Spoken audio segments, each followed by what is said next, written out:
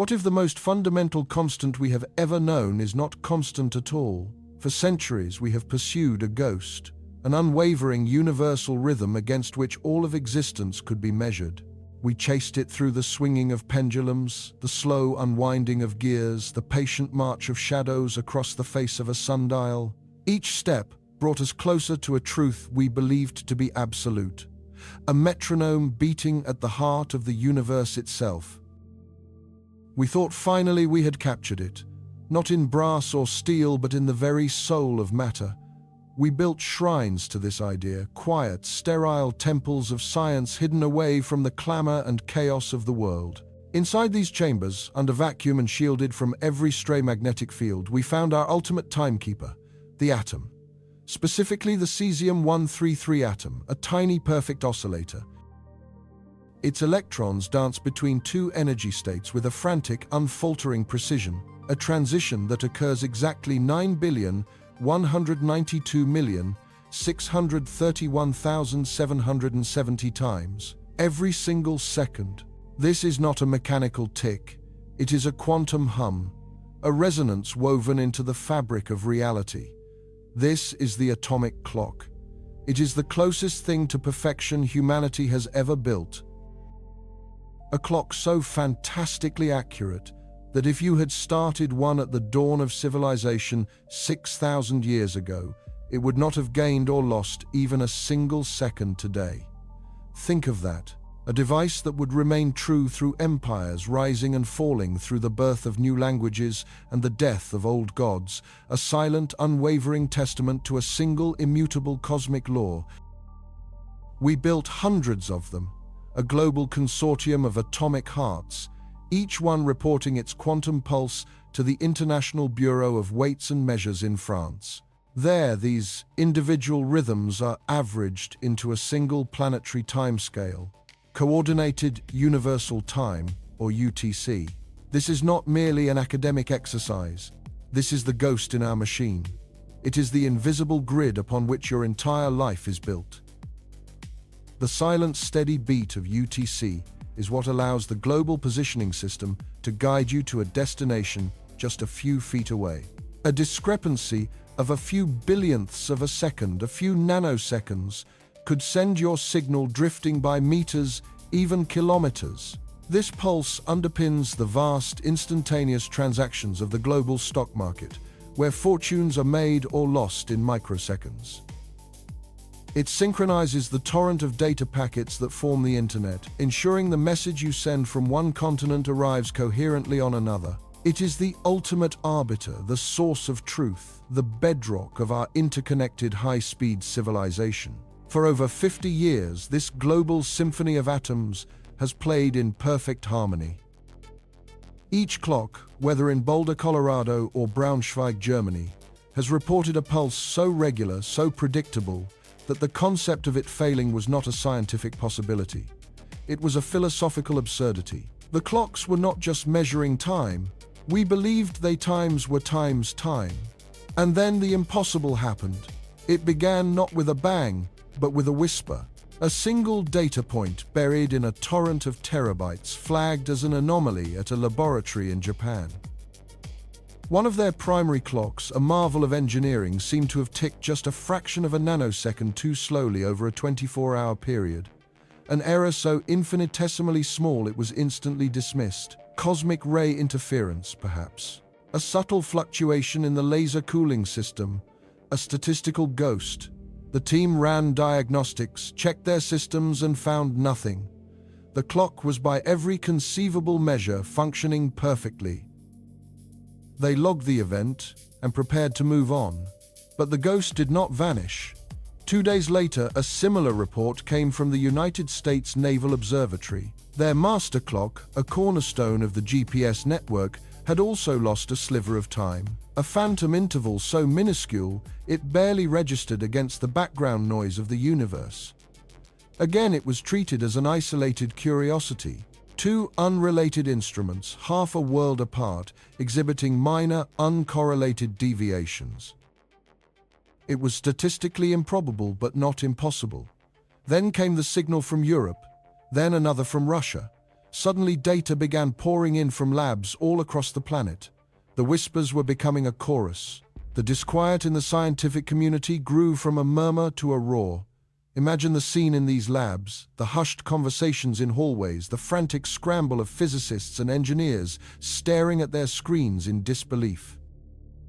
These were people who had dedicated their lives to the pursuit of precision, who spoke in the language of picoseconds and femtoseconds, the tiny fleeting moments that exist between the ticks of a normal clock. They were seeing their life's work, the unassailable foundation of modern physics, develop a hairline crack. When the global data was finally collated, the truth was laid bare, and it was terrifying. The clocks were not failing randomly. They were not malfunctioning. They were desynchronizing in a distinct, discernible pattern.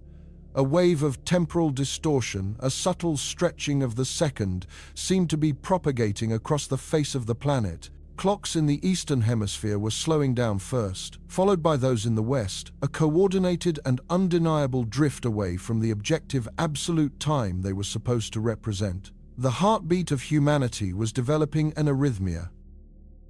The most stable, most reliable, most fundamental measurement we have ever conceived was beginning to falter, and no one knew why. This is where the true scale of the problem becomes clear. Our atomic clocks were designed with one core assumption, that the planet upon which they rest is a stable, silent platform. We go about our days on the surface of the Earth feeling a sense of stillness.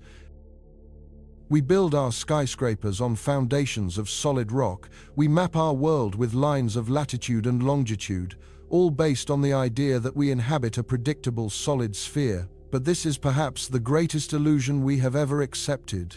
Our world is not a quiet stage for our dramas to unfold. It is a place of breathtaking, relentless violence. You are currently riding on a tectonic plate, a colossal raft of rock drifting across a sea of molten mantle at about the same speed your fingernails grow. Beneath your feet, continents are grinding against one another, with a force that makes our most powerful machines look like children's toys, building up stress that will inevitably be released in a city-shattering earthquake. Deep below that, a solid iron core the size of a planet, hotter than the surface of the sun, spins within a liquid outer core, generating a magnetic field that shields us from cosmic radiation. This is our planetary engine, a chaotic, churning dynamo of unimaginable power and complexity. We have built our delicate instruments of perfect time atop this raging geological inferno. We have attempted to isolate them from this chaos, to create sterile bubbles of tranquility, where the universe's true rhythm can be heard over the din of our world's furious machinery. For decades it worked. The chambers were shielded. The lasers were stable. The vacuum was pure. The cesium atoms, our perfect pendulums, hummed their steady, uninterrupted song, blissfully unaware of the cataclysmic forces raging just meters away. But what if that separation is no longer holding? What if something fundamental about our planet has changed? The initial theories were frantic and wide-ranging. Could a shift in the distribution of ice at the poles, a consequence of climate change, be altering the Earth's rotation? Just enough to be detected.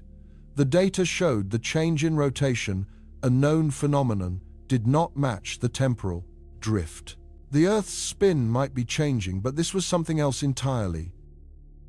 This was not about the time's length times of a day. This was about the time's length of a second asterisk. Could it be a change deep within the planet's core, a fluctuation in the churning of the liquid iron, creating a subtle gravitational ripple that is propagating up to the surface? Einstein's theory of general relativity tells us that gravity and time are inextricably linked. Gravity is not a force, but a curvature in the fabric of space-time. A massive object, like a planet, creates a depression in this fabric, a gravitational well. The deeper you are in that well, the slower time flows. This isn't science fiction. It is a measurable, proven reality of our universe. The atomic clocks aboard our GPS satellites orbiting high above the Earth are in a weaker gravitational field than we are on the surface. As a result, their time runs slightly faster than ours, by about 38 microseconds every day. If we did not correct for this relativistic effect, this stretching of time itself, GPS would accumulate errors of about 10 kilometers daily, rendering it completely useless. We have always treated Earth's gravity at the surface as a near-perfect constant, a stable, unwavering anchor in the cosmos. But what if it is not? What if some vast planetary process, a great heaving sigh from the deep Earth, is altering the gravitational field on a global scale? Could we be detecting a change in the very shape of the space-time well in which we all live? The thought is almost too immense to contemplate. The clocks our perfect machines are not broken. They are working exactly as they should. They are telling us a profound and disquieting truth. They are not measuring a constant. They are measuring a variable. The very rate at which time flows on the surface of our planet is no longer stable. The solid ground beneath our feet feels the same. The sun still rises and sets with reassuring familiarity. But our most sensitive instruments are telling us that the river of time is beginning to flow at a different speed. The crystal goblet we thought was perfect has a flaw, and the celestial rhythm it was meant to contain is now spilling out. This is not a story about technology. It is a story about our place in the cosmos.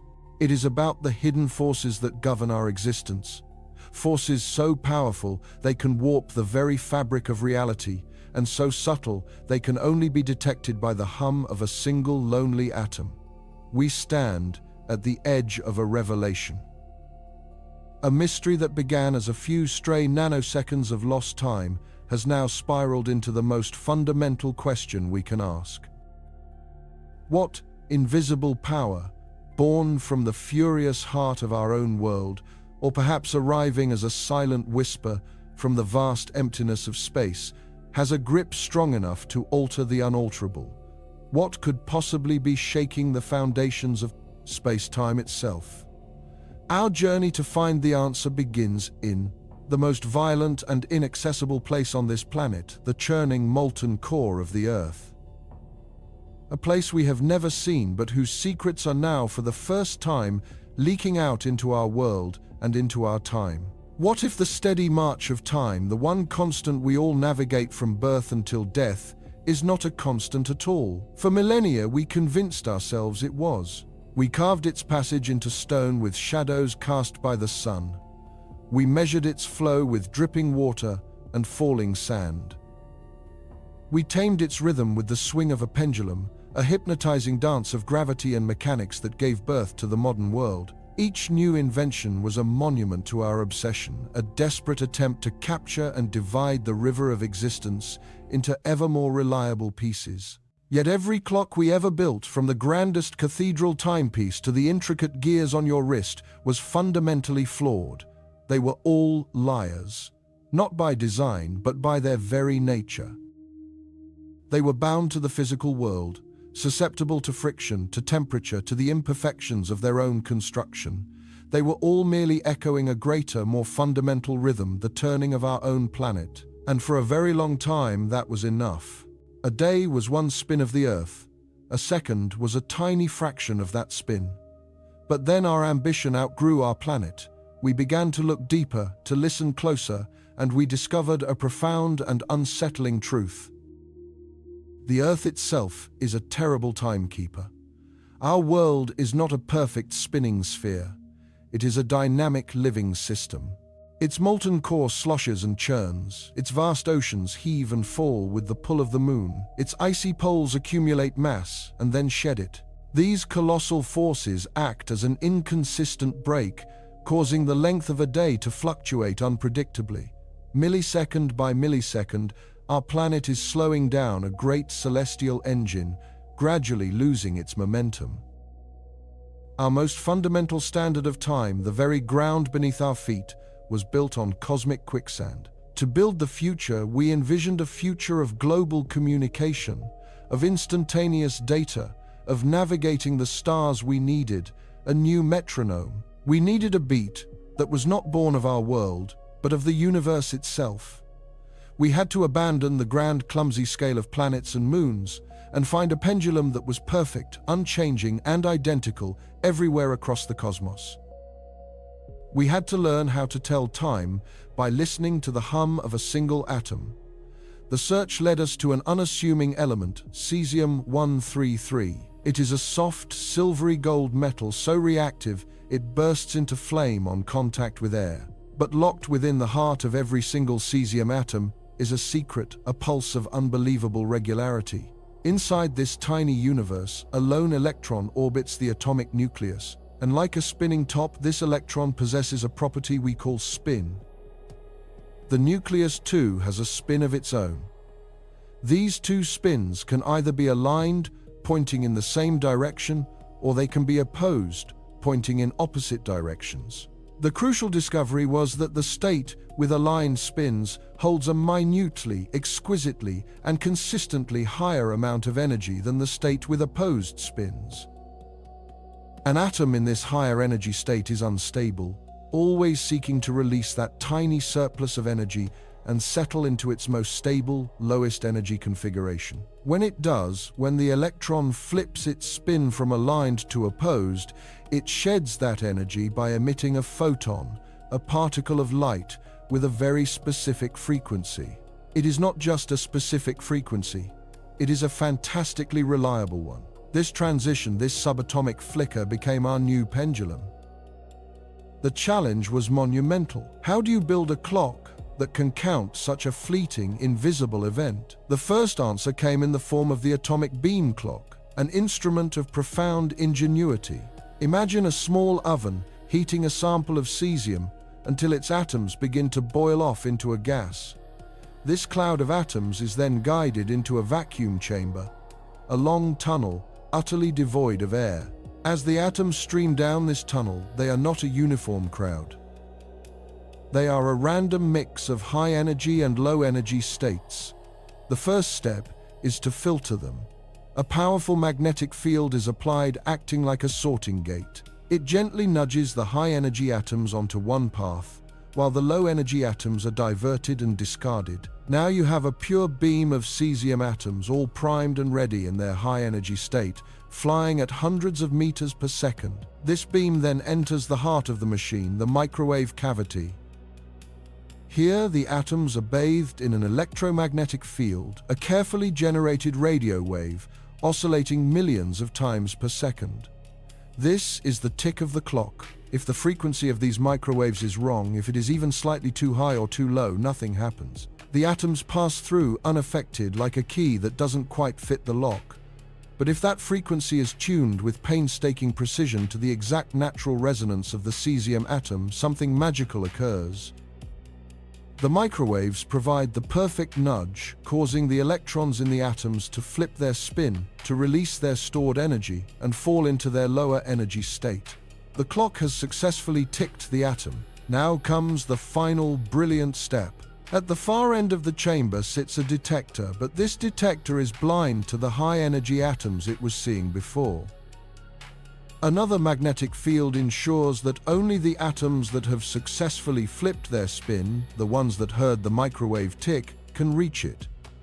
The detector's job is to count how many atoms are hitting it. This count is fed back into the microwave generator in a continuous loop.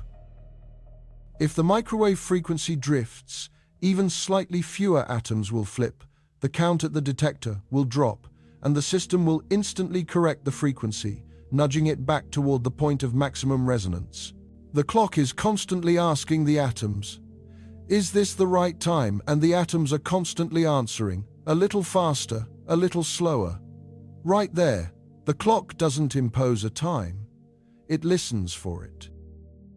It locks itself onto the fundamental, unchangeable hum of the universe. And how often does that hum occur? The international community of scientists measured it, debated it, and finally in 1967 declared it a universal standard. The official definition of 1 second became 9192631770 of these atomic transitions. Not approximately, exactly. A number that would underpin the entire technological scaffolding of human civilization. A single cesium clock operating in a shielded lab is a marvel.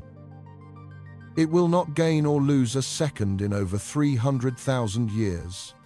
But one clock is not enough to run a planet. To create a truly global time, we needed an orchestra.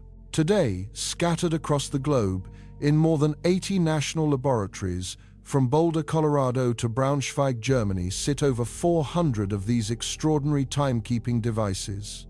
They are the virtuoso musicians in the world's most precise symphony. Each clock housed in a hyper-stable environment, shielded from vibration, temperature changes, and magnetic fields, contributes its own independent measurement of time. Their individual time streams are sent via satellite to a single, unassuming headquarters just outside of Paris, the Bureau International des Poids et Mesures, or BIPM. Here, scientists act as the world's most meticulous conductors. They collect the data from every clock, comparing them, analyzing their performance, and accounting for minuscule relativistic effects caused by each clock's altitude and velocity. A clock on a mountain quite literally ticks faster than one at sea level, and this must be corrected for. Through a complex statistical process, they create a weighted average of all these atomic heartbeats. The result is a single, unified, impossibly stable timescale. It is not the time of any one nation or any single clock. It is a paper clock, a mathematical ideal known as International Atomic Time, or TAI. TAI is the purest form of time we have ever conceived. It is relentless, uniform, and utterly divorced from the messy realities of our spinning planet. It is the time of physics. But we do not live our lives by the laws of physics alone. We live by the sun and the moon. We need a time that connects the sterile perfection of the atom to the familiar cycle of day and night. This is why we have Coordinated Universal Time, or UTC. UTC is the practical broadcast version of our global time. It is the time on your phone, the time that pilots use, the time that governs global financial markets. And for almost all of its life, UTC ticks along in perfect lockstep with the atomic pulse of TAI. But it carries within it a deep inherent conflict, a compromise between two irreconcilable masters. Because UTC has a duty to never stray too far from the Earth's own rotational time, the time told by the stars crossing the meridian. And as we know, the Earth is slowing down. Every day, the atomic clock gets a little further ahead of our planet's lazy spin.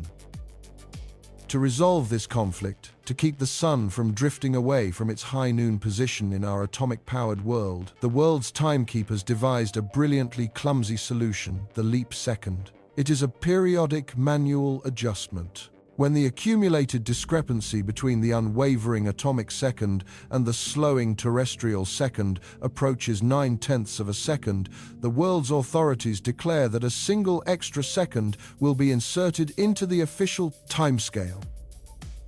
On a designated day, usually June 30th or December 31st, the clock will tick from 235958 to 235959, and then something unusual happens.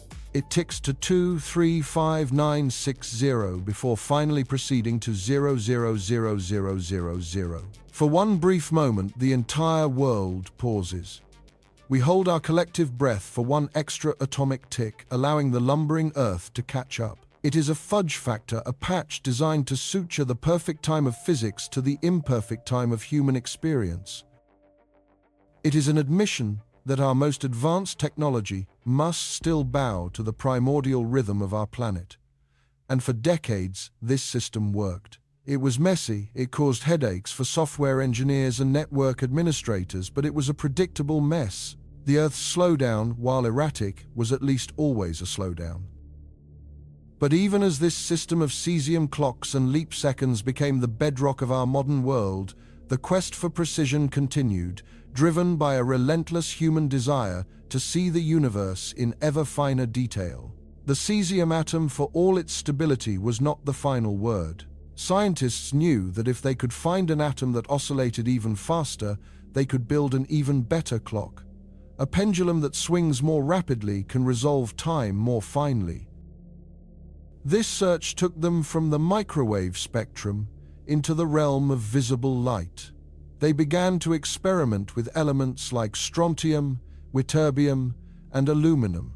The transitions in these atoms oscillate not billions, but hundreds of trillions of times per second. Their tick is 100,000 times faster than that of cesium. To harness such an impossibly fast rhythm required a revolution in technology.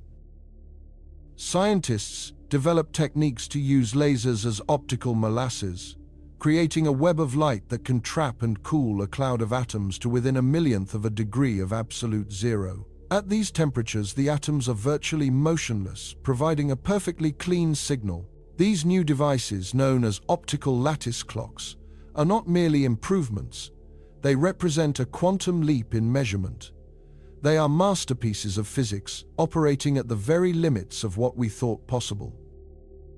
An optical clock based on strontium atoms is so precise that if it had been started at the birth of the universe 13.8 billion years ago, it would not have gained or lost a single second today. Their stability is so extreme, they can detect the warping of space-time itself. If you raise one of these clocks by just 2 centimeters a height, less than the width of your thumb, it will tick measurably faster due to the subtle weakening of Earth's gravitational pull, a perfect confirmation of Einstein's theory of general relativity. These instruments are not just telling time, they have become gravitational microscopes, tools for exploring the fundamental fabric of reality. They promise a future where we could detect gravitational waves, hunt for dark matter, and even test whether the fundamental constants of nature are truly constant. They are poised to become the new global standard, the next generation of our planetary heartbeat. For 50 years, this entire global enterprise, this magnificent, intricate, and deeply complex system of cesium clocks, UTC, and leap seconds, has been the silent, invisible engine of our civilization. Its perfect synchronized pulse is woven into the very fabric of our lives, so deeply that we never even notice it, until it falters. Every time you pull out your phone to navigate, you are not just accessing a map, you are performing an act of relativistic triangulation. Your phone receives signals from a constellation of GPS satellites, each carrying multiple atomic clocks on board. The system works by measuring the precise time it takes for a signal to travel from each satellite to you. A timing error of just a few nanoseconds, a few billionths of a second, could throw your calculated position off by meters. Without the constant corrections provided by the global timekeeping network, GPS would accumulate errors of kilometers per day, rendering it useless within hours. That same pulse governs the flow of money around the world. High-frequency trading algorithms execute millions of transactions per second. The legitimacy of these trades, the very order of the market, depends on time-stamping them with microsecond accuracy. A dispute over which trade came first can be worth billions of dollars, and the final arbiter is UTC. The electrical power grid you rely on, a continent-spanning network of generation and consumption, must be kept in perfect phase. This synchronization is maintained by GPS-timed sensors that ensure the alternating current in every outlet is aligned. A failure in timing could lead to cascading blackouts across entire nations. International communications, scientific experiments like the Large Hadron Collider, the simple act of a live video call with someone on the other side of the planet, all of it, every last bit of our interconnected high-speed world is built upon the assumption that we all share one single, unambiguous now. We have constructed a global machine of breathtaking complexity, and its one critical component is a shared, stable, and utterly reliable definition of time. For half a century, the men and women who guard this system, the metrologists and physicists of the world's time labs, have performed their duties with quiet diligence. They maintained the clocks, they calculated the averages, and they debated the clumsy necessity of the next leap second. They were the keepers of a sacred constant. The system was designed to handle one fundamental truth: the slow, inexorable breaking of our planet's rotation. But what if that truth were to suddenly reverse? What if the very foundation of our clockwork planet, the one geological certainty we built our entire system upon, was about to change in a way no one had ever anticipated? The hum of the atoms remained perfect. The clocks themselves were not failing. Something else was. For the first time in recorded history, something deep within the Earth was stirring, causing our planet not to slow down but to accelerate. The celestial metronome we had fought so hard to escape was now changing its rhythm in a way our system was never designed to handle, threatening to shatter the perfect consensus of time that holds our world together. The guardians of the global clock were about to face an unprecedented crisis, a moment when all their clocks would be right, and the world itself for the first time would be wrong. The signal was not an error. Across every laboratory, in every shielded chamber housing the cesium fountains and ytterbium lattices that serve as humanity's ultimate timekeepers, the result was the same. The unblinking atomic heart of our civilization was telling us a truth our intuition refused to accept. The Earth, our steadfast and reliable home, was breaking its rhythm. But the true shock was not in the deviation itself, it was in its direction. For decades, the global community of geophysicists and timekeepers had prepared for a world that was spinning faster, a planet in a hurry. Every model, every long-range projection, based on decades of satellite laser ranging and astronomical observation, pointed to an accelerating rotational velocity. A subtle but persistent quickening of the day, driven by complex dynamics deep within the planetary interior. We were on a trajectory that would eventually have demanded the unprecedented subtraction of a second from our universal clock, a negative leap second. The digital world held its breath, planning for a moment that had never before occurred in the history of timekeeping. And then the trend reversed. Without warning, without any obvious geophysical precursor, the acceleration ceased. It was as if a colossal, invisible hand had reached out and gently pushed against the direction of our planet's rotation. The Earth began to slow down, not just to its previous speed, but further decelerating at a rate that stunned the very experts who monitored its every wobble and shudder. This was not the gentle, eons-long braking action we had known for all of history. This was new. This was urgent. The discordance, registered by our atomic clocks, was merely the symptom. The planetary disease, the underlying cause, remained terrifyingly obscure.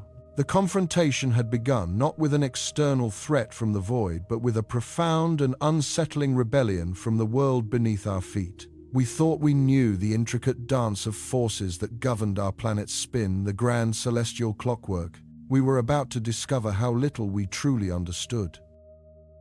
To grasp the scale of this anomaly, you must first understand the titanic forces that are perpetually at war over the length of our day. The most ancient and powerful of these combatants is our own moon. It is Earth's gravitational anchor, its constant companion, but also its eternal brake. This is the mechanism of tidal friction, a process as poetic as it is powerful. As the moon orbits our world, its gravity tirelessly pulls on everything, but most noticeably on our vast oceans. It sculpts a bulge of water on the side of the Earth facing it, and another on the side directly opposite. If the Earth did not rotate, these two bulges would remain perfectly aligned with our lunar partner. But our planet spins, and it spins far faster than the moon orbits. This rotation drags the tidal bulges slightly ahead of the moon's position in the sky. Now, a critical exchange takes place. The moon's gravity relentlessly pulls back on that leading bulge of water, attempting to yank it back into alignment. This gravitational leash, this constant backward tug on 1 trillion tons of displaced ocean, acts as a planetary brake pad.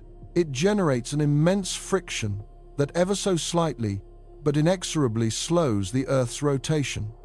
The energy lost by our spinning planet is not destroyed, it is transferred. It is gifted to the moon, boosting it into a slightly higher and slower orbit. Every single day, this cosmic transaction steals a tiny fraction of a second from our world and pushes the moon about 4 centimeters further away.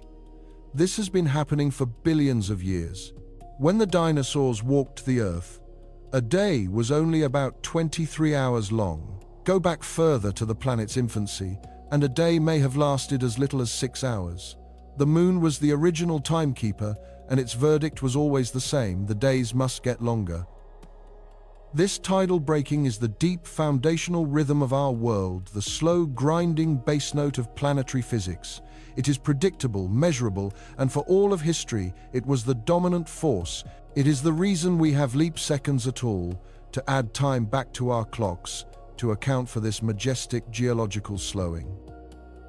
So if this great break is always engaged, what could possibly have been causing the Earth to speed up in the first place?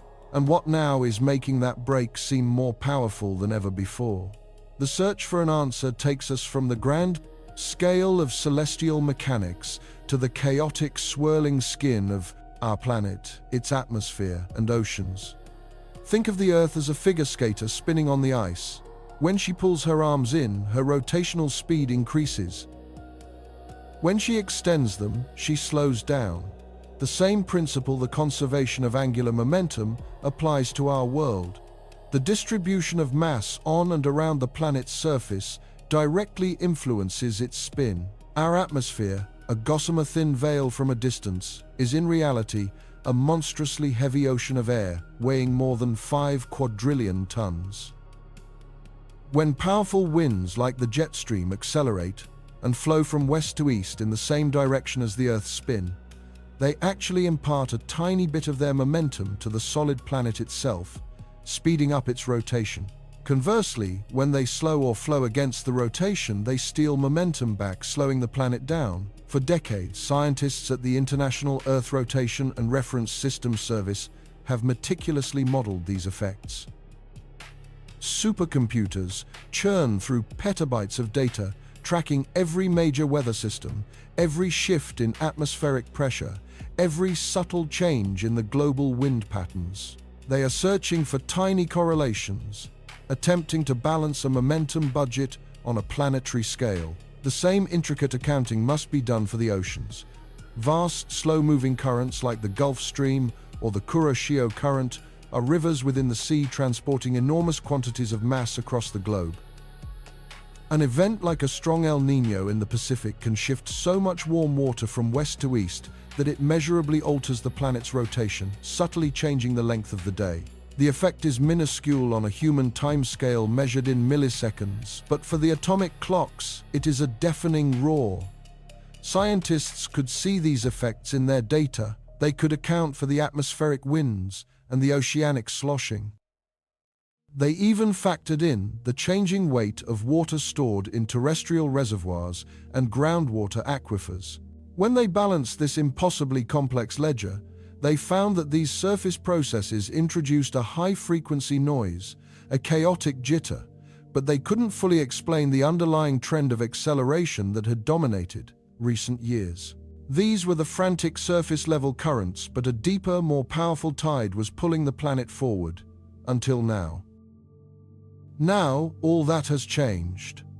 The combined might of the winds and waters, even when modeled to their extremes, cannot account for the sudden dramatic breaking we are now witnessing.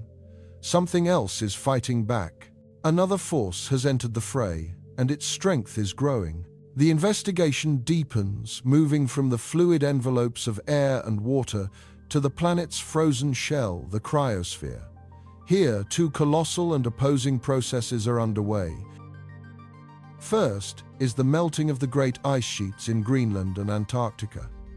As this ancient ice turns to water and flows into the oceans, mass is being redistributed on a planetary scale. It is moving from the poles, the axis of rotation, and spreading out across the Earth's surface toward the equator.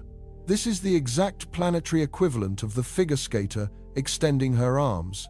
This process, driven by our warming climate, exerts a powerful braking effect on the Earth. It should be slowing us down. For years, this was one of the great puzzles. Scientists knew that the melting ice was acting as a brake, yet the planet as a whole was accelerating.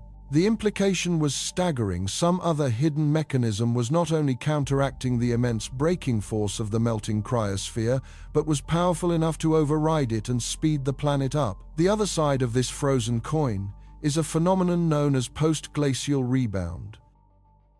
During the last ice age, vast sheets of ice, miles thick, pressed down on the continents of the northern hemisphere. Their unimaginable weight deformed the planet's crust and mantle, pushing the rock down like a thumb pressed into a rubber ball. For the past 10,000 years since that ice retreated, the land has been slowly springing back. This gradual rising of North America, Scandinavia, and Siberia is a redistribution of mass in the opposite direction. It is a slow-motion gathering of mass closer to the axis of rotation. This is the skater pulling her arms back in. This post-glacial rebound should be causing the Earth to spin faster. So we have a tale of two ices, the melting of modern glaciers pulling the brakes, and the slow recovery from ancient glaciers pushing the accelerator. Scientists believed they had these forces carefully calibrated. They calculated that the accelerating effect of the rebound was in recent decades being overwhelmed by the braking effect of modern melting. The net effect of the cryosphere, they concluded, should be to slow the Earth down.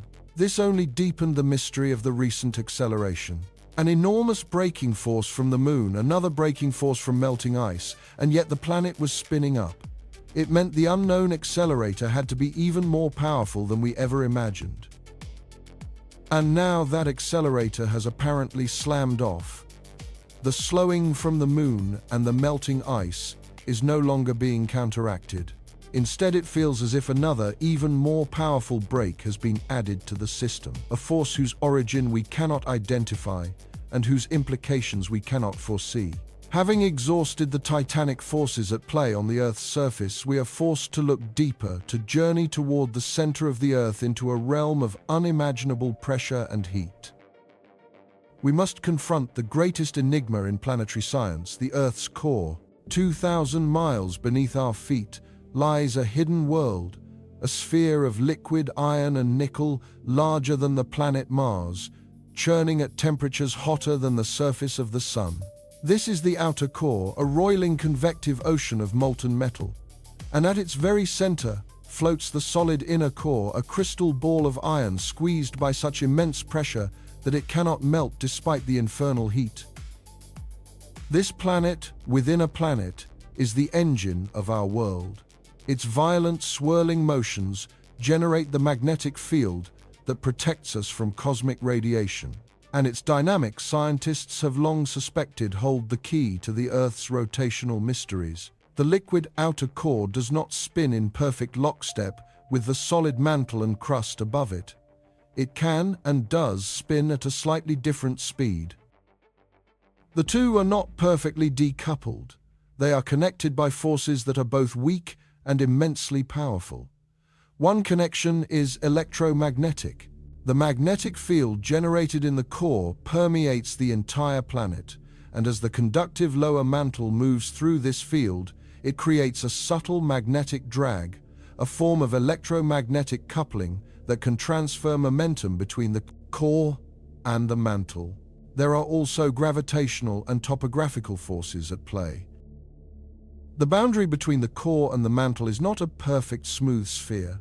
It likely has topography with vast mountains and valleys miles high, albeit made of rock and pressed upon by liquid iron. The immense gravitational pull between irregularities on the core-mantle boundary can create a kind of gravitational locking, another way for the two disparate layers to exchange angular momentum. For years, the leading hypothesis to explain Earth's mysterious acceleration was that the core was the culprit. The theory was that the liquid outer core had, for some reason, slightly slowed its own rotation relative to the mantle. To conserve the angular momentum of the entire Earth system, the solid mantle and crust, our part of the world had to speed up to compensate. It was a beautiful, compelling theory.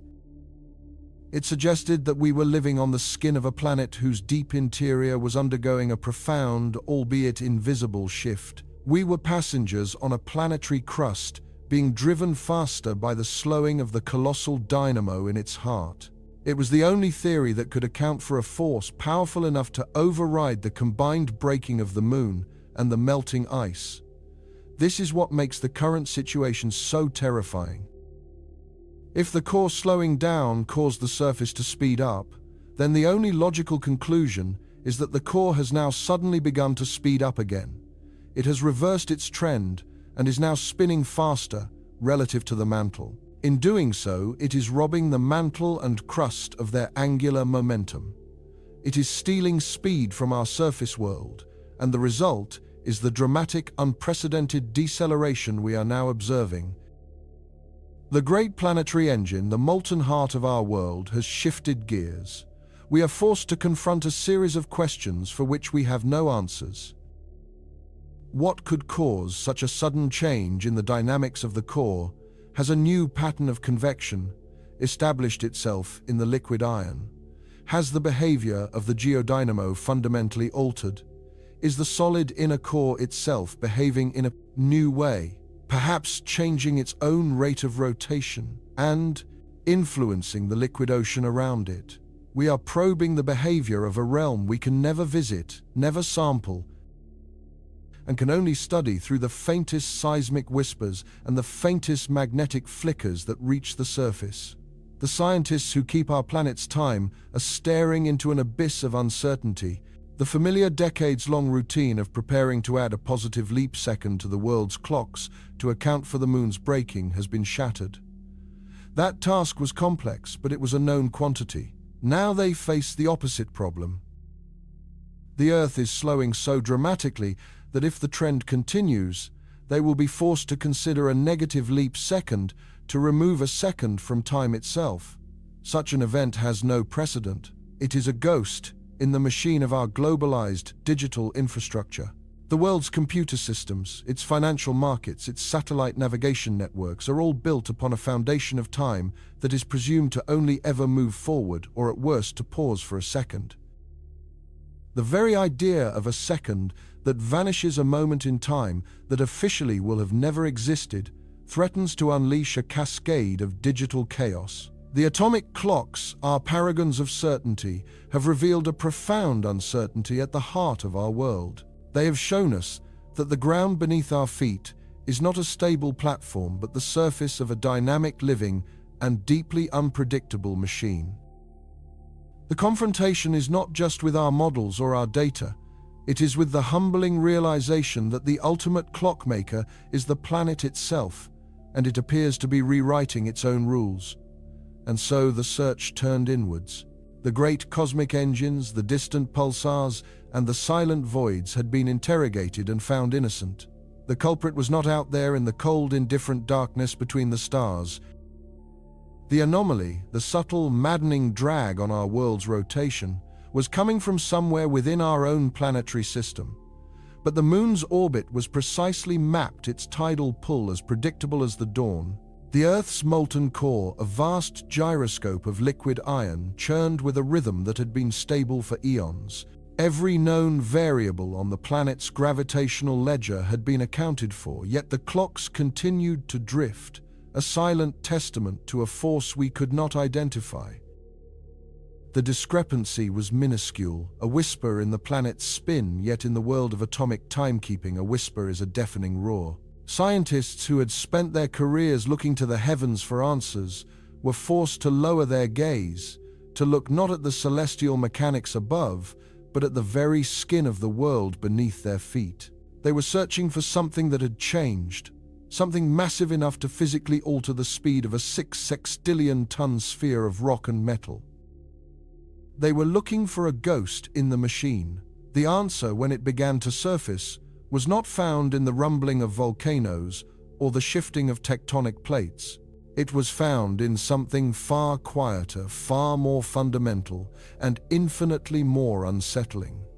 It was found in water. Not the sloshing of the oceans, whose tidal effects were already well documented, but in water that was supposed to be locked away, held in a crystalline, motionless state for millennia.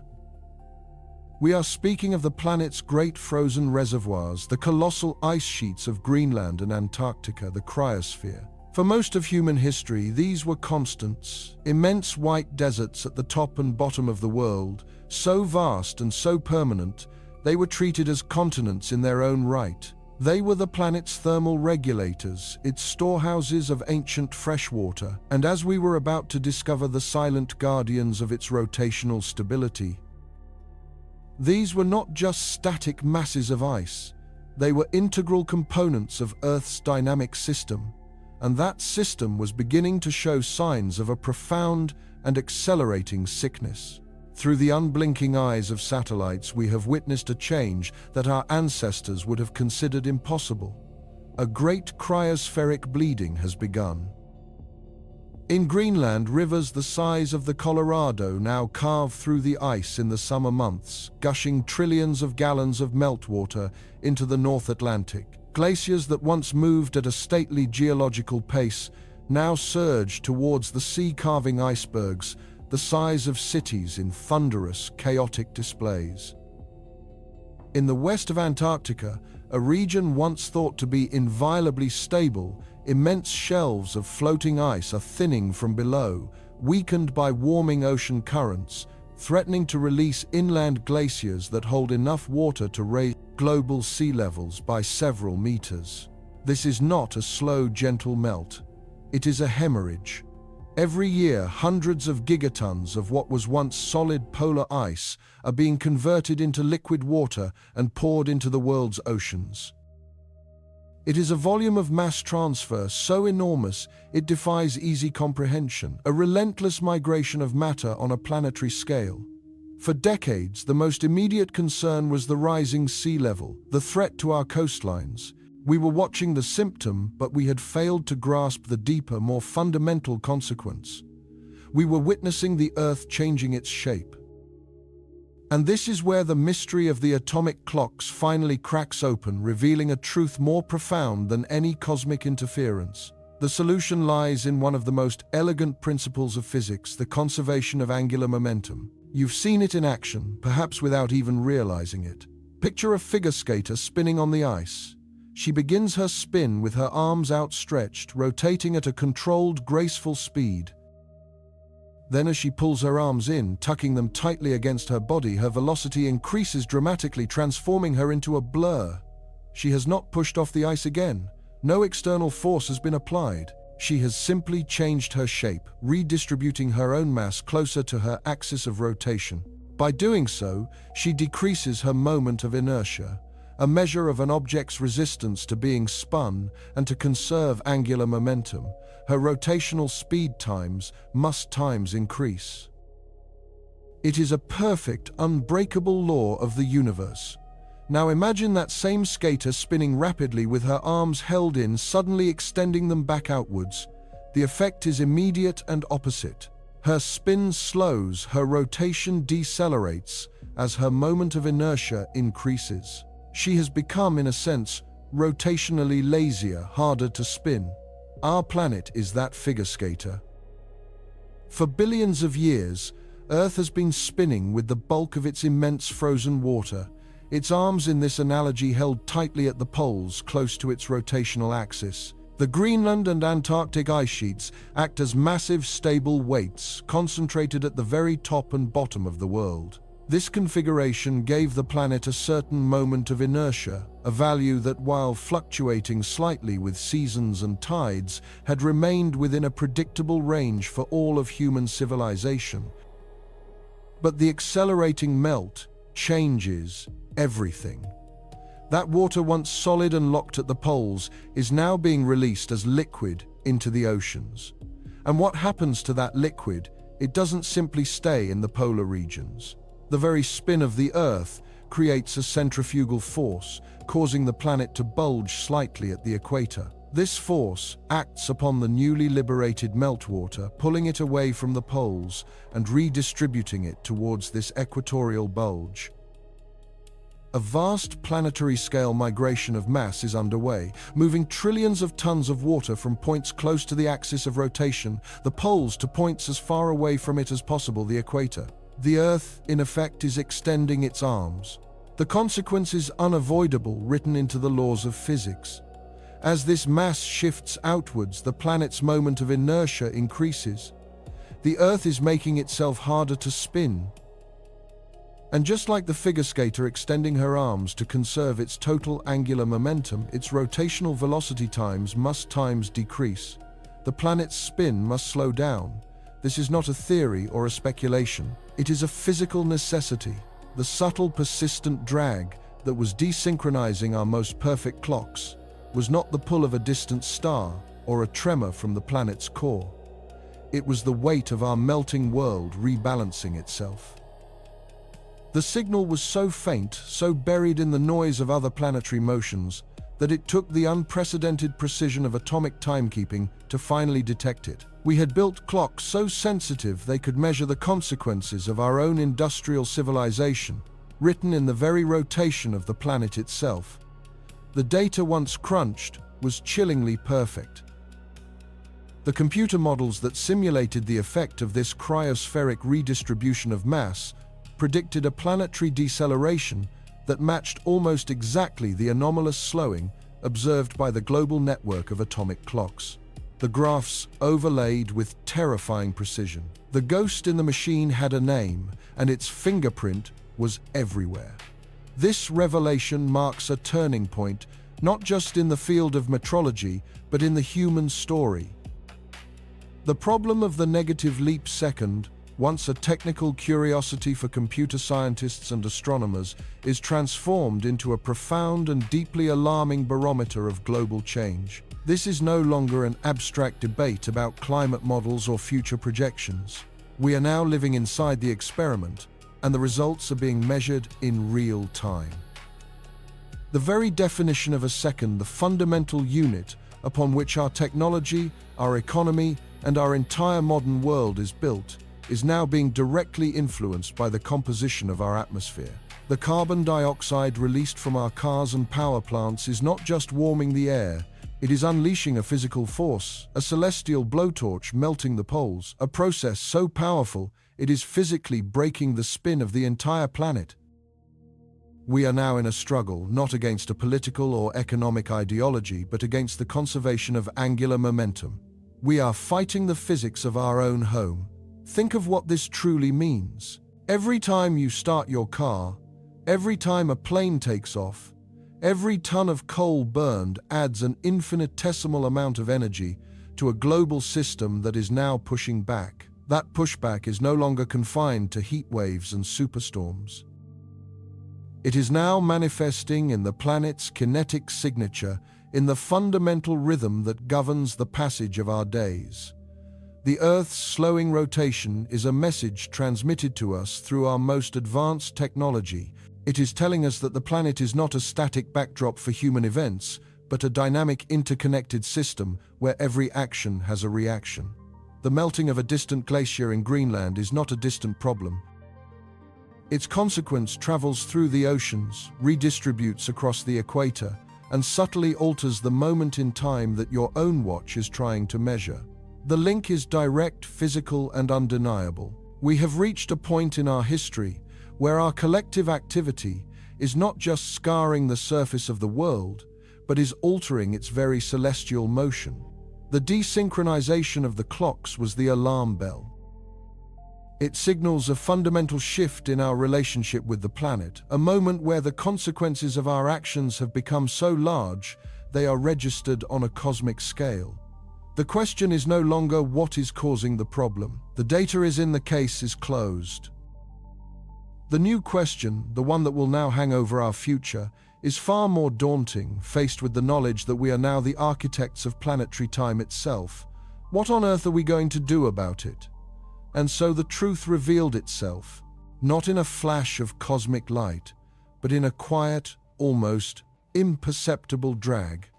The desynchronization wasn't a flaw in our atomic clocks, it was a flaw in our expectations.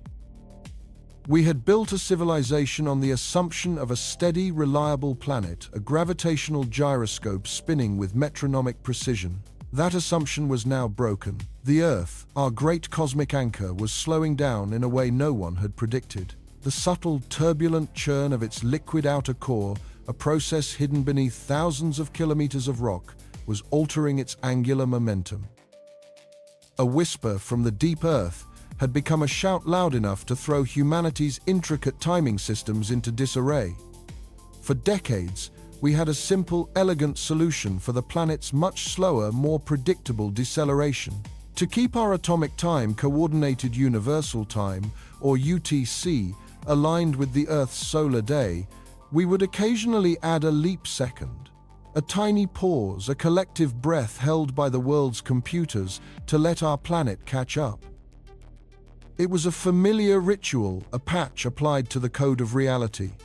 We always added, we never subtracted, but the data flooding in from the labs that housed the world's master clocks told an entirely new and terrifying story.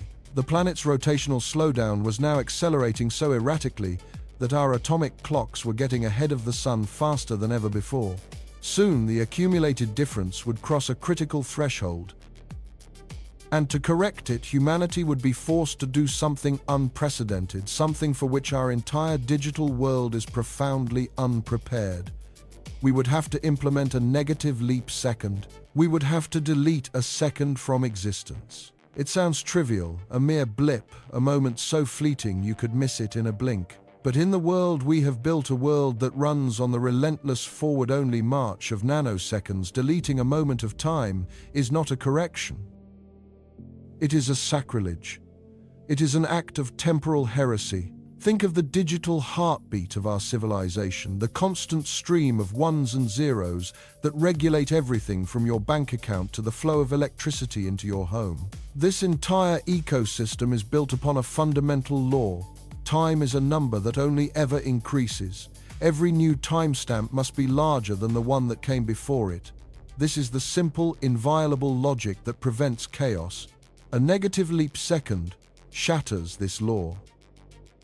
It means that for one brief, terrifying moment, the clock would tick from 23 hours, 59 minutes and 58 seconds directly to midnight. The 59th second of that final minute would simply vanish. It would be erased from the official record of reality. And for a computer system, this is not just an anomaly, it is a paradox. A logical impossibility that can cause the entire system to crash. It's like telling a calculator that 2 plus 2 now equals 3. The machine doesn't just get the wrong answer. Its foundational logic collapses. It is a command that translates to pure nonsense, a poison pill injected directly into the central nervous system of our global infrastructure. The first line of defense to fall would be the very systems that allow us to navigate our world. The global positioning system and its international counterparts, like Galileo and GLONASS, are not just about maps on your phone. They are constellations of satellites, each carrying its own atomic clock, all synchronized to a breathtaking degree of precision. These satellites are constantly broadcasting timing signals. Your receiver on the ground triangulates your position by measuring the infinitesimal differences in when those signals arrive. The entire system hinges on the fact that every clock in the network agrees on the exact same time, down to the billionth of a second. A negative leap second would be a shockwave propagating through this delicate web. The ground stations, which process the raw timing data and upload corrections, would be the first to encounter the temporal phantom. Their software, never designed to see time go backward, could fault. Some systems might crash entirely, while others could attempt to compensate, introducing erroneous data into their calculations. The satellites in orbit, many running on older, less flexible software, might not even register the command correctly, continuing to broadcast a time that is now officially 1 second ahead of reality. The consequences would be immediate and severe. For a commercial airliner on a transatlantic flight relying on GPS for precision navigation over a featureless ocean, its perceived position could suddenly jump by hundreds of meters. In the crowded airspace of a modern air corridor, this is not a minor error. It is a recipe for disaster. Autonomous vehicles, from delivery drones to self-driving cars, would be instantly blinded. Their internal maps synchronized to GPS time would no longer match the reality of their surroundings. A car believing it is still 10 meters from an intersection could suddenly find itself in the middle of it. The intricate ballet of global shipping, where massive container vessels navigate treacherous channels with razor-thin margins of error, would grind to a halt. Captains would lose trust in their electronic charts, forcing a retreat to older, slower methods of navigation, creating a logistical bottleneck that could snarl global trade for weeks. It's a cascading failure, beginning with a single deleted second and ending with a world that has lost its ability to confidently know where anything is. Our species, which once navigated by the steadfast stars, had outsourced its sense of place to a network of machines, and that network was now facing a crisis of faith in the very nature of time. If the loss of our global sense of direction seems catastrophic, the impact on the world's financial markets would be nothing short of apocalyptic. The modern economy is a fiction written in microseconds. High-frequency trading algorithms execute millions of orders in the time it takes for a nerve impulse to travel from your brain to your hand. These trades are time-stamped with extreme precision, creating a legally binding chronological record of every transaction. This sequence is everything. It determines who bought what from whom and for how much. It is the bedrock of trust in the entire financial system. A negative leap second would obliterate that bedrock.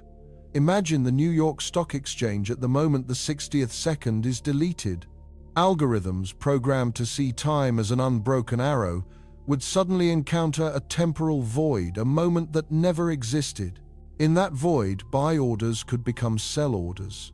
Transactions could be duplicated or simply vanish into an accounting black hole, triggering a chain reaction of automated panic. The machines would see a breach in the fundamental laws of their universe, and their only programmed response would be to sell, to flee from the uncertainty. The ledgers that form the backbone of global banking would be irrevocably corrupted. How do you audit a day that was 1 second shorter than every other day? How do you reconcile billions of transactions when the official record of time itself has a gap in it? Interest calculations, derivative contracts, international currency, transfers, all of it is predicated on a smooth, continuous flow of time. The missing second would be a ghost in the machine, a piece of data that can't be processed, leading to a global system freeze. We saw a small preview of this chaos in 2012, during a routine times, positive times, leap second.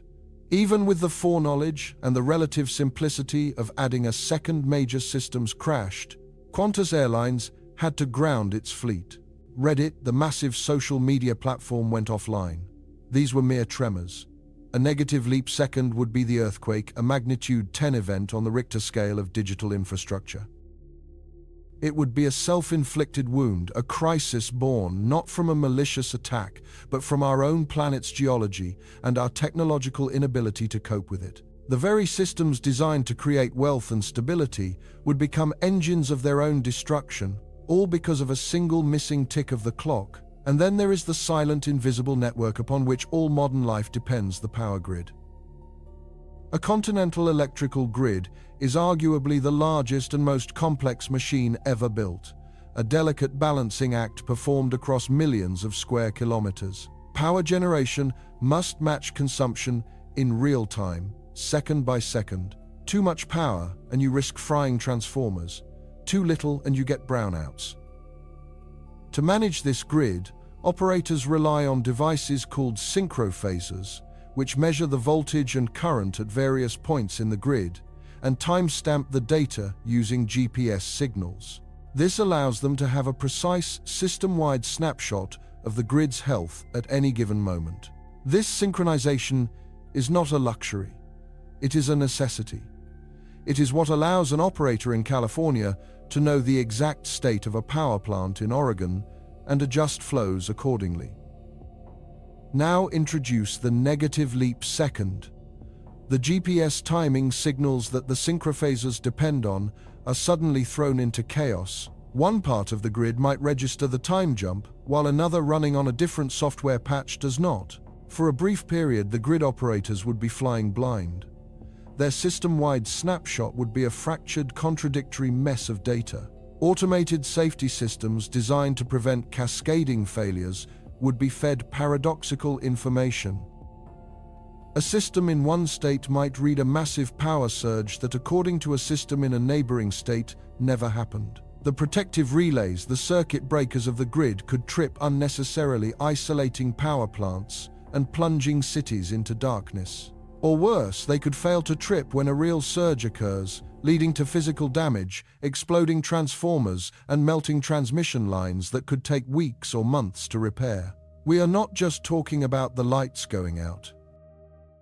This is the infrastructure that powers our hospitals, our water purification plants, our communication networks. A prolonged, widespread blackout is a first-world society's worst nightmare. It is a rapid descent into chaos, and it could be triggered not by a solar flare or a cyber attack, but by a quiet administrative decision to delete 1 second from the official time. The intricate tapestry of code and machinery we have woven to support our lives is far more fragile than we believe, and its greatest vulnerability is its own rigid, unyielding logic in the face of a fluid, changing planet. Faced with this digital abyss, a frantic, high-stakes scramble is now underway in the quiet, methodical halls of the world's timekeeping authorities. At the heart of this struggle is the International Telecommunication Union, the ITU, a United Nations agency responsible for information and communication technologies. For years, its delegates have engaged in a slow, simmering debate about the future of the leap second. It was a theoretical, almost academic discussion. But the Earth's sudden, accelerated slowdown has transformed it into an emergency session. The scientists and engineers of the International Earth Rotation and Reference Systems Service, or IERS, are the ones who make the official call, who act as humanity's geological prophets warning of the need for an adjustment. They provide the data, but the ITU must help forge a global consensus on what to do about it. The problem is there is no easy answer. There are only 2 paths forward, and both are fraught with peril. The first path is to proceed as planned. To design a protocol for the negative leap second, to distribute it to every software developer, network administrator, and systems architect on the planet, and to pray that everyone implements it correctly. This is a monumental task bordering on the impossible. It would require a coordinated global software patch of unprecedented scale. You would need to update everything from the operating system on your laptop to the firmware in your smart television, from the mainframe computers running the global banking system to the embedded chips controlling the flow of water through a municipal dam. One unpatched system, one forgotten piece of legacy code deep in the bowels of a critical network is all it takes to trigger a catastrophe. It is a chain only as strong as its weakest link, and our global digital chain has billions of links, many of them old, rusty, and forgotten. The sheer complexity and risk have led many to champion a second, more radical option to abandon the leap second entirely, to finally sever the link between our perfect uniform atomic time and the messy, imperfect rotation of our own planet. In this scenario, we would simply let UTC run free. The clocks on our walls would tick onward with relentless atomic precision, and the sun would be left to do its own thing. We would avert the immediate crisis of the negative leap second. The digital world would be safe, but the cost would be a profound and permanent schism between human time and natural time. For the first few years, the difference would be negligible, but over decades and centuries, the two would drift apart. In 100 years' solar noon, the moment the sun is highest in the sky might occur at 1201 p.m. on our clocks. In 1,000 years, it might occur in the late afternoon. We would be preserving our digital civilization by placing it in a temporal reality of its own making, untethered from the cycles of day and night that have governed life on this planet for billions of years. It presents us with a philosophical choice as much as a technical one. What is the purpose of timekeeping? Is it to remain faithful to the astronomical phenomena that gave birth to our concept of time in the first place? Or is it to provide a stable, reliable framework for the technological world we have built? The delegates at the ITU are not just debating network protocols. They are debating the very definition of time for the future of our species. They are caught between a planet that refuses to be predictable and a digital creation that demands absolute predictability. A decision must be made, and it must be made soon. The Earth's core continues its inscrutable dance. The planet continues to slow, and that impossible, non-existent second is drawing ever closer, threatening to either break our world or change our relationship with reality forever. Which will we choose to save our machines or our connection to the sun undefined? The global silence that followed the great desynchronization was not an absence of noise. It was the sound of 1 trillion digital systems holding their breath, a planet-wide network suddenly unsure of its own heartbeat. In the aftermath, with the immediate fires extinguished and the digital ghosts pacified by frantic worldwide patches, a new, more profound crisis emerged. The emergency fixes were just that, makeshift dams against a cosmic tide. They were temporary, fragile, and everyone knew it.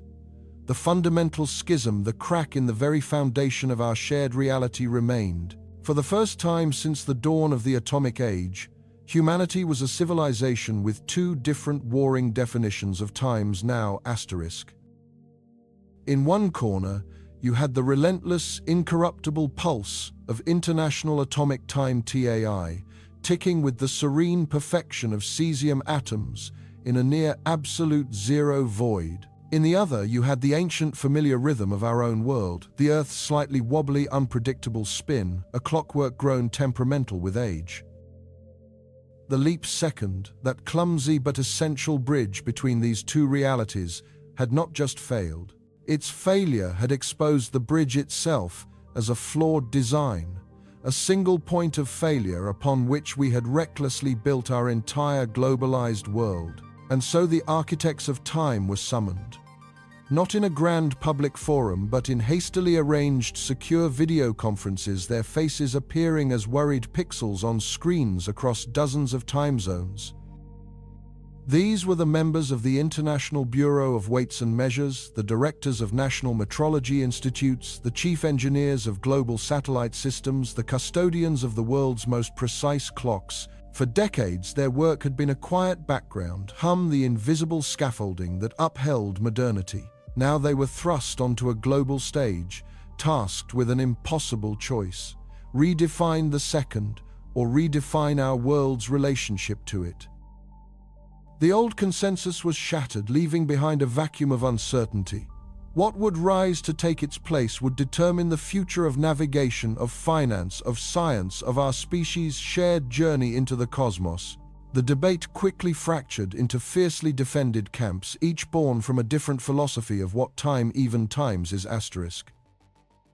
On one side stood the purists, a faction of physicists and computer scientists, who had long viewed the leap second as an elegant kludge at best and a dangerous recurring bug at worst. Their argument was one of pristine mathematical logic. They contended that our digital infrastructure, the silicon brains of our civilization, thinks in the language of atomic precision. It does not understand the geologic whims of a spinning planet. To these systems, a leap second is a temporal paradox, a command to live the same moment twice, or to skip one, entirely inviting chaos and data corruption. For them, the desynchronization was not a failure, but a final, irrefutable proof. Their proposed solution was as radical as it was simple: abolish the leap second, let it die. Sever the link, the temporal tether that yoked our perfect abstract time to the messy organic time of Earth. In their vision, coordinated universal time, our civil time, would be permanently and irrevocably synced to the atomic pulse alone. It would become a purely human construct, a clockwork of our own making, divorced from the rising and setting of the sun. The immediate benefit, they argued, would be incalculable. An entire class of critical software bugs, the so-called leap-second smear, would vanish. Global networks would achieve a new level of stability and predictability, shedding the anxiety that came with every June 30th and December 31st. They painted a picture of a streamlined future, a world where time was as reliable and as universally constant as the speed of light. But this elegant solution concealed a profound and unsettling consequence, a truth that the other faction, the traditionalists, could not abide. The traditionalists, a looser coalition of astronomers, geologists, and even philosophers, argued from a place of deep human experience. Time for them was not just a variable in an equation, it was the rhythm of our lives, the grand metronome of seasons and generations, inextricably bound to the celestial mechanics of our solar system. To sever the link between our clocks and our sky was, in their eyes, an act of profound alienation. It was a decision to float away from our physical reality, to create a clock time that would slowly but inexorably betray sun time. They forced the purists to confront the long, slow, creeping consequences of their proposal. For the first few years, the drift would be imperceptible. A few seconds here, a minute there.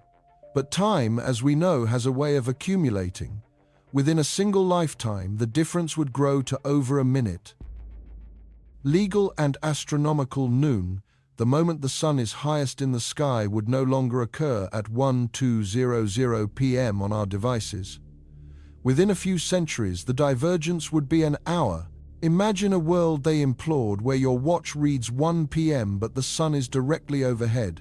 Imagine millennia from now, when our descendants live in a world where noon happens in the dead of night and midnight is bathed in the harsh light of midday.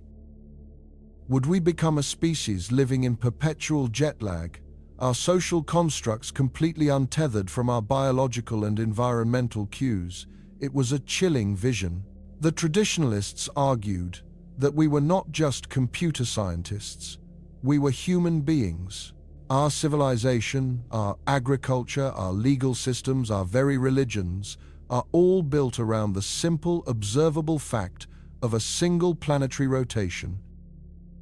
To abandon that anchor was to declare that our abstract systems were more important than the planet that gave birth to us. It felt to many like a form of cosmic surrender, an admission that our technology had outgrown our own world. The problem of the leap second was real, they conceded, but the solution couldn't be to throw away the very meaning of a day. The impassioned debates raged for weeks, echoing in the encrypted channels that connected Paris, Washington, Beijing, and Moscow.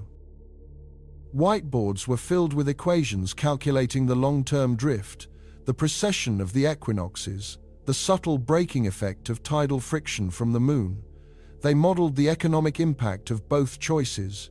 The purists presented data from tech giants and financial markets, showing billions of dollars lost to preparing for and recovering from leap-second glitches. The traditionalists countered with projections from agricultural consortiums and maritime navigators who relied on a time system that was reliably intuitively tied to the Earth's orientation in space. It was a battle between two competing visions of progress, one defined by digital perfection, the other by a deep-seated connection to the natural world. From the crucible of this conflict, a third path began to emerge, a compromise that attempted to be the best of both worlds but risked becoming a Frankenstein's monster of complexity. It had no official name, but it was whispered about as the continuous adjustment, or more poetically, the digital river of time. This proposal was breathtaking in its technical audacity. Instead of a clumsy 1-second jump twice a year, this system would correct the drift between atomic and astronomical time, constantly in real time on a scale of microseconds. It was the ultimate reconciliation, a way to keep our clocks aligned with the sun without the jarring, system-breaking discontinuity of the leap second. The idea was to smear the correction across every second of every day. Each atomic second, as broadcast by our global timekeeping systems, would be made infinitesimally longer or shorter than its true physical definition. The adjustment would be so minuscule, a few nanoseconds here, a few picoseconds there, that no single computer clock cycle would ever notice the change. But over the course of 24 hours, these tiny manipulations would accumulate perfectly, cancelling out the drift caused by Earth's slowing rotation. It was a beautiful, elegant concept. A temporal gyroscope constantly fine-tuning our global clock, keeping it perfectly balanced between the atom and the Earth. It promised the stability the purists craved, with the astronomical fidelity the traditionalists demanded. But its beauty was matched only by its terrifying complexity. The architects of this plan, a team of chronometricians from Germany and Japan, presented their models. The system would require a complete overhaul of the network time protocol, the fundamental language that synchronizes devices across the internet. It would necessitate new hardware in GPS satellites, new receivers on the ground, new software embedded in every server, every router, every smartphone on the planet. The coordinating body, the International Earth Rotation and Reference Systems Service, would have to transition from issuing leap-second bulletins twice a year to broadcasting a continuous live stream of micro-adjustments. This data stream would become the planet's new lifeline, a torrent of information that could never, ever be interrupted. The risks were astronomical. A single bug in the implementation, a single miscalculation in the adjustment algorithm could introduce a subtle cascading error, far more insidious than a leap second. It wouldn't be a sudden crash, it would be a slow poisoning of the data, a gradual desynchronization that could go undetected for months, corrupting financial records, falsifying scientific experiments, and undermining navigational systems. Critics called it the ghost in the machine, a solution that replaced a predictable, if annoying, problem with a potentially undetectable catastrophic one. Could we truly trust ourselves to build and maintain such a fragile, intricate global machine? A system so complex that only a handful of humans on the entire planet would fully understand it. The choice before them was stark, a trilemma with no easy answer. They could choose the cold, clean purity of atomic time and watch our civilization's clocks drift slowly into a perpetual twilight, divorced from the rhythms of our world. They could choose the terrifying, elegant complexity of the continuous adjustment, placing their faith in a new, unproven technological marvel that, if it failed, could unravel the fabric of our connected age in ways we couldn't even imagine. Or they could attempt to cling to the past, to somehow reinforce the failing system of leap seconds and condemn themselves to fighting the same battle over and over, waiting for the next inevitable desynchronization. The pressure mounted with each passing day. Governments demanded a unified recommendation. Corporations whose global supply chains and financial algorithms were running on borrowed time pleaded for a decision, any decision to end the uncertainty. You could feel the weight of history in those virtual rooms. These were not just technicians debating a standard, they were the modern-day equivalents of the architects of the Gregorian calendar or the inventors of the marine chronometer. They were people under immense strain, forced to legislate the flow of reality itself. They were deciding what a day would mean for centuries to come. Would it be an abstract unit of atomic vibrations, a testament to our intellectual mastery over nature? Or would it remain a measure of one sunrise to the next, a humble acknowledgement of our place on a spinning rock orbiting a star? In the final sessions, the arguments became less technical and more deeply personal. An elderly astronomer from Chile spoke of watching the stars from the Atacama Desert, reminding the committee that our desire for precise timekeeping was born from looking up from a need to map the heavens and our place within them. A young programmer from Silicon Valley countered by describing the sheer terror of watching critical infrastructure flicker during the last leap second, arguing that their first duty was to protect the digital civilization we now inhabit. It was a conversation about the very soul of our modern world. It was about the tension between the universe we can measure and the world we actually experience. Slowly, painstakingly, a fragile consensus began to form. Not through a single brilliant argument, but through exhaustion and the dawning realization that any perfect solution was a fantasy. Each path held its own poison, its own promise, its own profound sacrifice. The decision would not be a victory for one philosophy over another. It would be a collective leap of faith, a global wager on a particular vision of the future. They had to choose which ghosts they were more willing to live with. The ghost of a sun that no longer matched the clock, or the ghost of a machine that might one day betray its creators. As they prepared for the final vote, the world held its breath once more, waiting to be told what time it would be.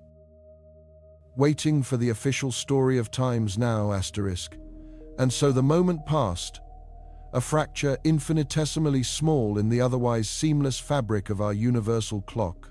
For the first time since we chained our civilization to the unwavering pulse of the atom, the network of guardians, those silent humming cesium fountains across the globe, fell out of perfect lockstep with one another. There was no cataclysm, no shower of sparks in a darkened laboratory, no sudden lurch in the digital heartbeat of our world. Instead, there was something far more profound, a quiet deviation, a number on a screen that should have been a zero, stubbornly refusing to comply. It was the echo of a planetary change translated into the sterile, unforgiving language of physics. An alarm that didn't ring, but was heard everywhere. We began this journey in the quiet, climate-controlled sanctums of metrology, exploring a challenge that seemed almost abstract, a puzzle for specialists. We sought to understand a technical discrepancy, a rounding error in the grand equation of time. We followed the trail from the pristine vacuum chambers of atomic clocks to the global positioning satellites that weave a net of absolute location around our planet. The mystery seemed to be one of instruments, of software, of human ingenuity, reaching the very limits of its ability to measure the universe. Yet the further we traveled, the clearer it became that the answer was not to be found in the delicate dance of electrons and photons. The clues were not etched onto silicon wafers or written in lines of code. They were carved into the face of the Earth itself. The desynchronization was not a failure of our technology. It was a message. A message delivered from the colossal melting ice sheets of Greenland and Antarctica. A story told by the relentless migration of mass from the frozen poles toward the fluid equator. We discovered that we had, without intention, become geological agents of change. Humanity, in its restless pursuit of energy and expansion, had begun to physically reshape the planet, altering its very distribution of weight. This subtle redistribution of trillions of tons of water, once locked in ancient ice, has ever so slightly changed the spherical symmetry of our world. We have literally measurably altered the way our planet spins on its axis. The Earth, this massive gravitational gyroscope beneath our feet, has been nudged by the cumulative weight of our civilization, and that nudge, a tremor on a planetary scale, was the signal that finally rippled through our most precise instruments. The atomic clocks did not falter. They simply recorded a new and startling truth. They told us that the Earth's day is now paradoxically growing longer, at a slower rate than it has for millennia. The ancient lunar tide, the gravitational brake that has been slowing our planet for eons, is now fighting a new opposing force, our own. This revelation forces us to confront a humbling irony. We built our atomic time standard, Coordinated Universal Time, for one primary reason: to create a metronome of perfect, unassailable stability. We wanted a clock that floated free from the messy, imperfect rotations of our homeworld, a temporal anchor in the chaotic sea of celestial mechanics. We sought to transcend the planet to establish a rhythm so pure, so mathematical, that it could be considered a universal constant, true for anyone, anywhere. For decades, this grand project was an unparalleled success. We synchronized the globe, weaving our communications, our finances, our navigation into a single tapestry of time, governed by the immutable laws of quantum physics. We believed we had built a fortress of certainty. And yet the very thing we sought to escape the physical reality of our planet has reached up and touched our untouchable standard. Our terrestrial actions have bled into the abstract realm of universal time. The barrier we erected between the geological and the atomic has been breached, and the breach came from our side. The desynchronization is therefore more than a scientific curiosity, it is a philosophical reckoning. It is the universe holding up a mirror, showing us that we are no longer merely passengers on this world, but are now, for better or worse, its pilots, its engineers, its architects. The power we have amassed is so immense that it is no longer confined to the biosphere. It has extended to the lithosphere, the hydrosphere, the cryosphere, and has now left its indelible fingerprint on the chronosphere, the very sphere of measured time. This event has shattered the quiet consensus within the halls of global timekeeping. The venerable leap second, that awkward but necessary fudge to keep our atomic and astronomical clocks aligned, is now facing its own existential crisis. For its entire existence, it has been a tool to add time to compensate for a gradually slowing Earth. But the data now points to a terrifying and unprecedented future necessity, the potential need for a negative leap second, a moment not added to our year but stolen from it. The prospect sends a shudder through the architects of our digital world. The global network of servers, the intricate software that powers our lives, was largely built on the assumption that time only ever moves forward, or at least stands still for a second. The idea of making it leap backward, of having a minute that is only 59 seconds long, is a recipe for computational chaos. It is a bug in the source code of reality, one for which no simple patch exists. The debate now rages. Do we risk this digital apocalypse, or do we finally officially sever the link between our clocks and the sun? Do we allow UTC to drift away from the astronomical day, creating a world where noon on our clocks no longer corresponds even loosely to the sun's position in the sky? This is no longer a technical choice. It is a decision about our relationship with nature itself. Do we adapt our systems to a changing Earth, or do we declare our independence from it, sealing ourselves inside a purely human-defined temporal reality, an artificial construct floating ever further from the natural rhythms that birthed us? The future of timekeeping will almost certainly require a new philosophy. We may need to design systems that are not just precise but resilient, not just stable but adaptive. Perhaps future generations will not speak of a single monolithic universal time, but of dynamic time scales, systems capable of negotiating and compensating for the ever-shifting rhythms of a planet in flux. The clock of the future might not be a static metronome, but a living algorithm, constantly listening to the Earth's rotational heartbeat and gracefully adjusting the rhythm of our civilization in response. It will be a timekeeping born of humility, one that acknowledges that we live not in a clockwork universe, but on a dynamic, breathing world. A world that we are now inextricably a part of, in a way our ancestors could never have imagined. But within this daunting challenge lies a breathtaking opportunity. The very phenomenon that threatens our temporal stability also hands us one of the most powerful diagnostic tools we have ever conceived.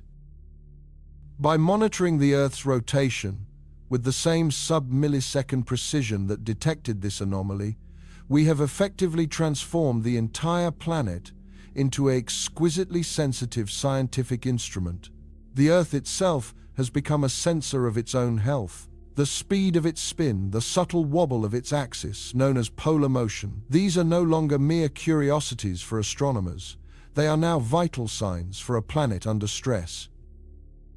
In the coming years and decades, scientists will watch these rotational dynamics as a doctor watches an EKG. A subtle acceleration in spin could provide a direct global measure of ice melt, a real-time report from the front lines of climate change, more comprehensive than any collection of individual satellites or ground stations. A sudden shift in the polar wobble might betray the movement of vast quantities of water on the continents, signaling changes in drought patterns or the depletion of underground aquifers. It could even offer insights into the slow, convective churn of the molten mantle deep beneath our feet, connecting the surface climate to the planet's deepest geological engines. We will be taking the planet's pulse using the entire globe as the apparatus. This constant high-stakes monitoring will become a new chapter in our exploration of our own world, a continuous stream of data telling us the story of our impact, moment by moment. The very force that desynchronized our clocks now offers us a path toward a deeper understanding, a more profound connection to the intricate systems that govern our collective survival. We stand at a crossroads, you and I, all of us. For centuries we have looked to the heavens for constants. We have gazed at the distant, unblinking stars, at the predictable orbits of the planets, and at the fundamental frequencies of the atom, searching for a bedrock of certainty in a vast and shifting cosmos. We built our civilization on the idea that some things at least were immutable. But the great revelation of our time is that the most important stability, the one on which all others depend, is not to be found in the sky. It must be forged right here on the surface of this world. The desynchronization of our atomic clocks was the planet's way of telling us that we have come of age as a species. It was a declaration that our period of innocence is over. We are now a force of nature, and the universe has begun to respond to us as such. The steady rhythm we crave, the predictable foundation for our future, is no longer a given. It is a responsibility. It is a delicate equilibrium that we must now actively, consciously, and collectively maintain. The health of our civilization has become inseparable from the health of our planet. The future of our technology is inseparable from the future of our environment. And the very stability of our measurement of time, our most fundamental tool for ordering reality, is now inextricably linked to the stewardship of this fragile, spinning blue marble. We are the keepers of the Earth, and so we have become the keepers of its time.